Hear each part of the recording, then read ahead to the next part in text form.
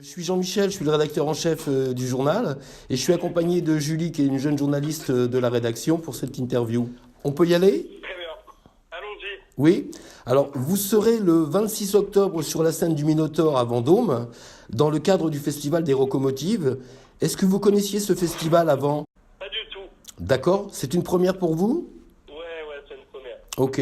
Vous avez écumé pas mal de festivals pendant tout l'été. Donc le choix des rocos, ça vient du label, de votre attaché de presse, de votre programmateur. Comment ça fonctionne? Je crois que ça vient du label qui me propose des dates, qui pense, je leur fais confiance sur le choix des festivals et on en discute un peu en amont, mais c'est le label, ouais. D'accord. Vous connaissez un petit peu la ville ou la région même? Pas trop. Qu'est-ce qui vous amuse? Bah non, mais je connais rien. Je connais pas du tout la région. D'accord, ben vous ne serez pas déçus. C'est un pays d'art, d'histoire et d'œnologie. Bon, très bien. Voilà. Est-ce que par hasard vous avez pu consulter un peu le programme du festival? Est-ce que vous avez vu qu'il y avait d'autres artistes? Vous êtes en tête d'affiche, mais il y a aussi Jana Haddad. Et est-ce que vous avez quelqu'un à nous recommander par exemple? Je suis un mauvais élève, je crois. Je n'ai pas du tout regardé qui y avait non plus. Bon, on va vous envoyer le programme par PDF alors. On parle en musique peut-être. Oui, j'allais y arriver, hein. J'ai une question par exemple Très bien. sur Christine and the Queen, qui sort aujourd'hui son nouvel album. Et elle évoque pour un de ses titres qui s'appelle La Marcheuse, une filiation avec Keats, le titre phare de votre album Cure. Est-ce que vous vous inscrivez dans cette mouvance de la chanson française et de ce type d'écriture? Je crois que c'est pas la marcheuse qu'elle lit à Keats. Je crois que c'est Bruce le Oui, puissant ou un truc comme ça. oui, Bruce. vous avez raison, c'est Bruce, oui, absolument. Non, je m'inscris dans rien du tout. Moi. Je m'inscris dans rien du tout. D'accord, J'essaie simplement de me raconter et en me racontant, je crois que je parle de mon époque. En tout cas, je suis ancré dedans et j'essaie d'être le plus en lien avec ce que je vis et le plus précis, à mon sens, de ce que j'ai envie de ressentir, comment je le ressens et d'être le plus fidèle, sincère vis-à-vis de comment je vis les choses, de ce que je rencontre au quotidien. d'accord. Est-ce qu'il y a des projets studio? Est-ce que vous avez déjà commencé à travailler sur le nouvel album? C'est en cours d'écriture ou pour l'instant? Il y a une suite qui arrive très bientôt là, très très bien. D'accord, ok. Je passe le relais à ma collègue qui va vous poser quelques petites questions, non pas sur la musique, mais sur la scène. Bonjour Eddy, c'est Julie. Oui, Oui, bonjour. bonjour. Alors, après le Minotaure qui est la scène vendômoise, vous enchaînerez avec l'Olympia. Cette salle est-elle différente des autres pour vous? Qu'est-ce qu'elle importe, l'Olympia, pour un artiste? Non. En fait, c'est drôle parce que je me suis beaucoup posé la question quand on m'a annoncé que je faisais 2 Olympias. Pourquoi je ressentais pas quelque chose de particulier d'aller jouer là-bas. Pour moi, c'était une date en plus supplémentaire et tout le monde me disait mais c'est dingue et je comprenais pas. Alors je savais tout l'historique de cette salle bien évidemment, mais pour moi, en moi, ça suscitait pas grand-chose d'extraordinaire. Enfin, comme pas moins qu'une autre date. Oui, voilà, elle est au même stade que toutes les autres dates que vous pouvez faire.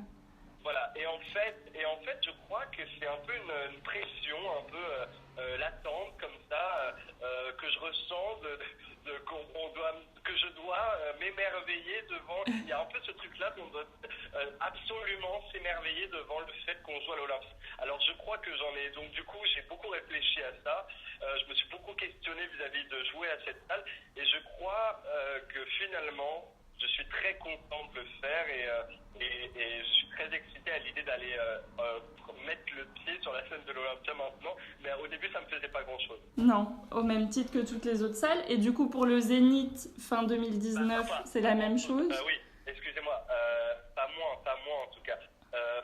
C'est pas un truc de ça me faisait pas grand-chose, mais pas moins que les autres. Excusez-moi, je me prends pas. Oui, non, tout à fait, au même titre que toutes les autres au final. Voilà, c'est ça. Et le Zénith, pour le Zénith, c'est un peu la même chose, sauf que le Zénith, il y a quelque chose d'un peu plus impressionnant, je pense, parce que c'est des salles un peu grand spectacle, dans le sens où c'est un peu des scènes, comment dire, un peu sans charme. Il y a pas de, c'est des salles un peu construites pour l'industrie un peu de la musique, donc il y a un truc un peu plus impressionnant dans le sens où il y a énormément de sièges, il y a énormément de gens, c'est beaucoup plus grandiloquent, beaucoup plus spacieux, et je pense que là, moi, tout le challenge, c'est ça qui m'impressionne le plus, c'est de prendre cet espace-là et de réussir à le prendre comme je l'entends. D'autant que vous êtes souvent en formation réduite sur scène, c'est souvent un batteur et des boucles ou un DJ.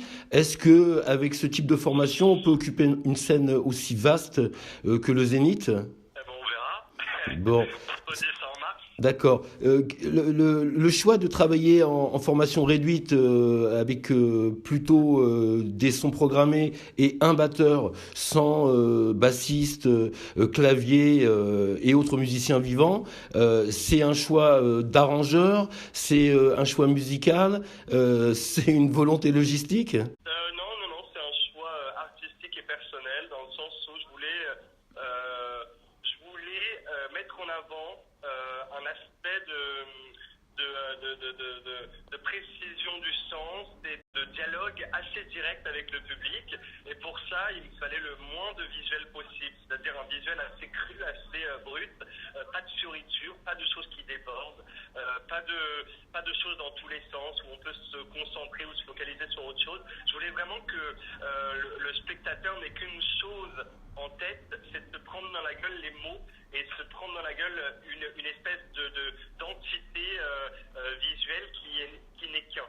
Et pour moi, donc du coup, il fallait réduire énormément le champ visuel, donc en mettant le moins de gens possible et en gardant quand même une batterie pour justement avoir un aspect incisif, percutant, pour donner encore plus de sens et de lourdeur au propos. Eddy, merci infiniment d'avoir répondu aux questions du Petit Vendômois, d'avoir pris le temps. On vous remercie infiniment. On a hâte de vous revoir, de vous voir au Minotaur à Vendôme. Il y a un engouement évident pour votre venue sur la ville et sur la région. Donc, toute la rédaction se joint à moi pour vous souhaiter un beau concert et on vous dit à très vite alors.